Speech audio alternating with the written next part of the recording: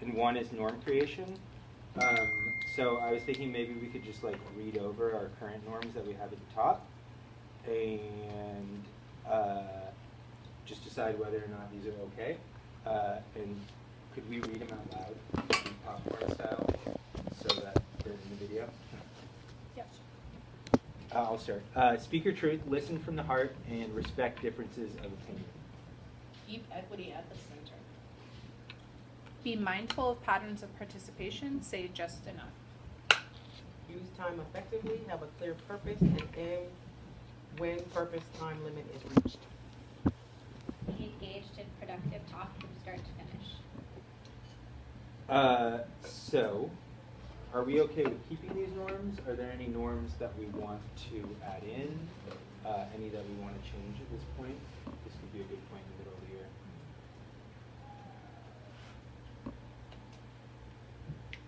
Do you all want to have a minute to talk about it since we have 10 minutes for this? I mean, I feel like sometimes we don't have a clear way of deciding, coming to consensus on things. Like sometimes we'll do thumbs up, sometimes we'll be like, say, I don't know, like it'd be cool, like that could be, I don't know if that's a norm, but like a way of making decisions.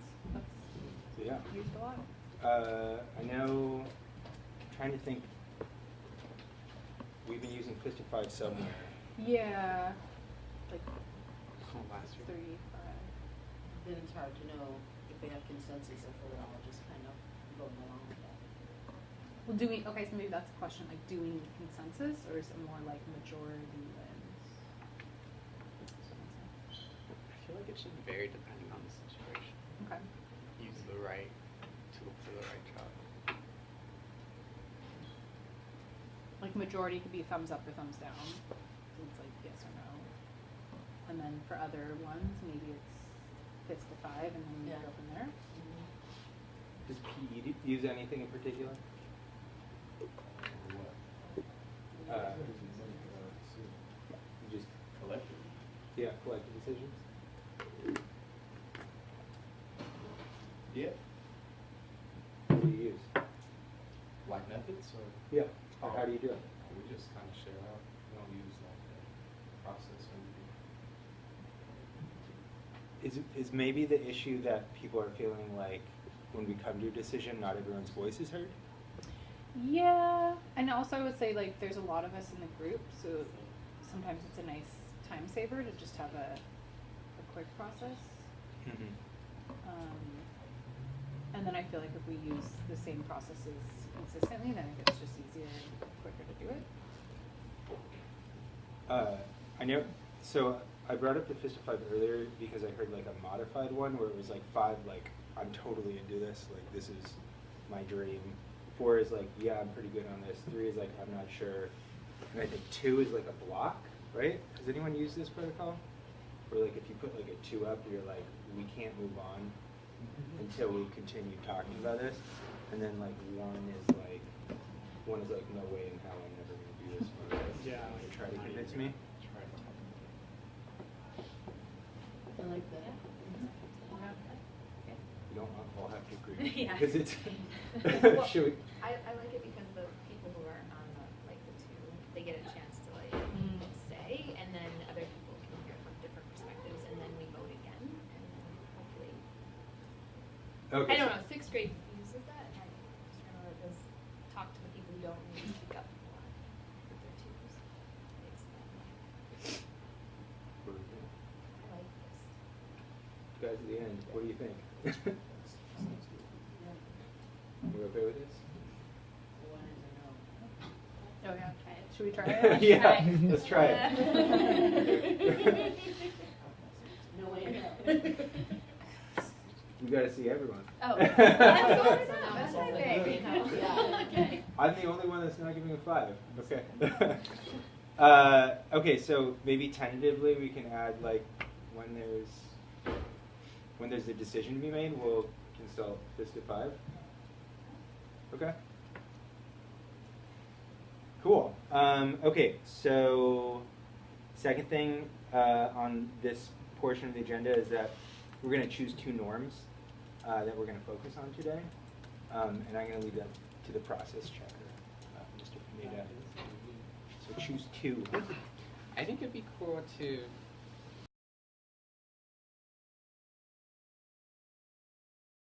stood out to me was just the fact that a lot of kids feel like teachers don't consistently respond. And like, I don't know, going back to like that quote that Pineda was saying, like about how the kid like hears like gay and they're like, well, it depends on like the context. Are they saying like gay people are bad, or are they just saying like that's so gay?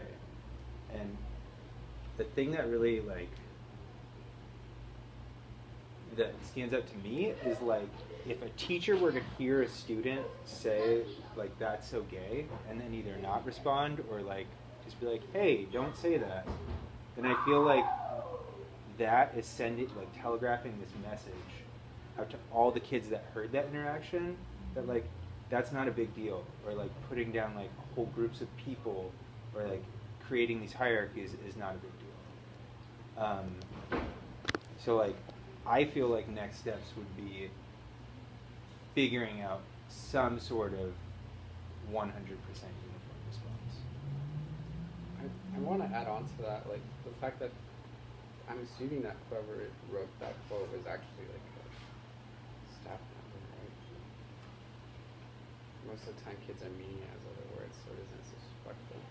I don't know, it just seems like there needs to be like some sort of calibration of what's okay to say and what's not okay to say. Like when should you actually step in and talk about it, and when should you like just pull a kid aside and have a private conversation. And so I think what needs to be done next is that we all get together and I don't know. Yeah. Downing Butcher? I agree with that. Those are my thoughts in terms of coming together with a consensus on how we're addressing this.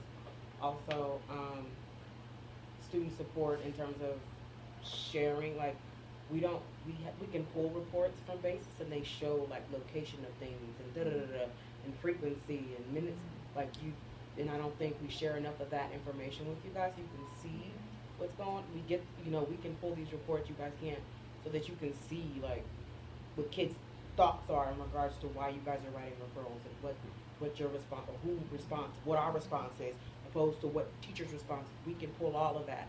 I think there needs to be a time to share that information with you guys.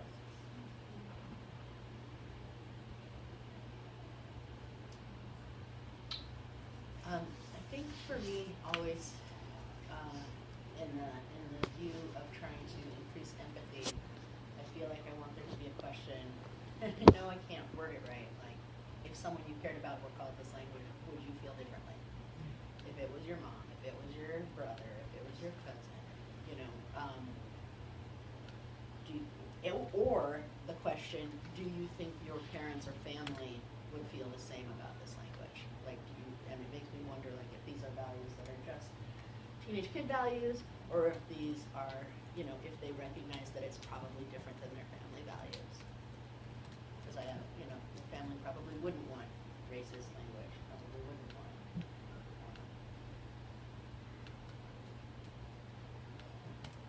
Maybe that's assumption on my part. What was the question? Implications, next steps. Like, Or what, something else. yeah, what should we do, or what more information do we need?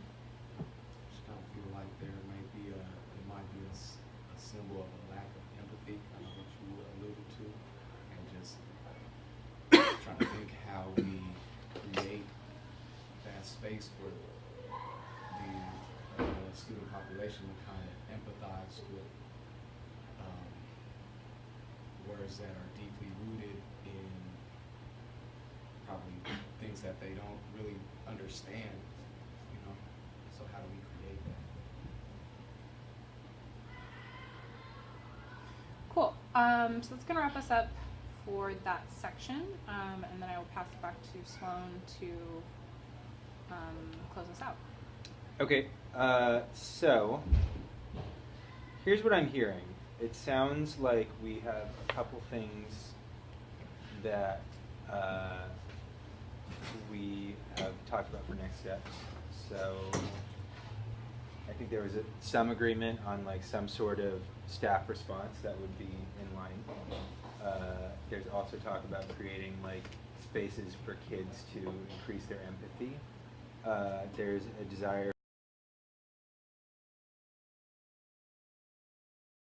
Okay. In that case,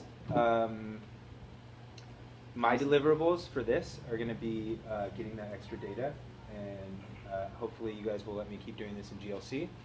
Yeah, and I would say an easy step for us would be to have that conversation about unification on policy. Like we could add that to an agenda. Thank you. And then, Mr. Pineda, will you take us away with the process check for 3 minutes? Yeah, our norm focus today was to make decisions using Fistify and to use time effectively. I think we used our time effectively with intent because we decided to table certain aspects that would take too long, and we decided to continue conversations that we felt were more relevant at the time. In terms of Fistify, we can further that in different meetings by having more decisions being shared out loud with each other. But we did a good job doing it